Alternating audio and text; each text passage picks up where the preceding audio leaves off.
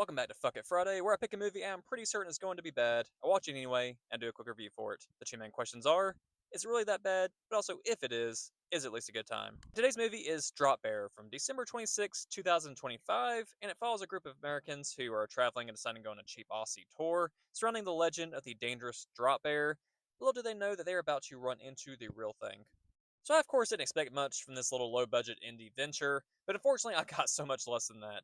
I expected bad CGI, bad acting, and a simple story. All of that is fine. What I didn't expect was for this movie to be so boring.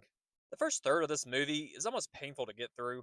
It's a lot of talking between characters and joking around, which I am completely fine with if it's entertaining. But they found ways to drag out the most basic and uninteresting dialogue that they could. It was like the conversations were happening in slow motion. When things do get going, it is still pretty slow for what it's worth. The poor practical effects and CGI has its moments of mild entertainment.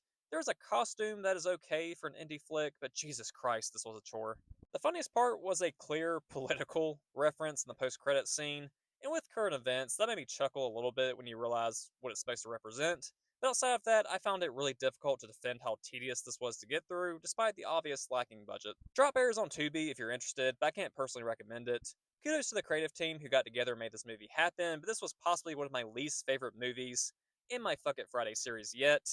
Maybe there's 5 to 10% guilty pleasure potential.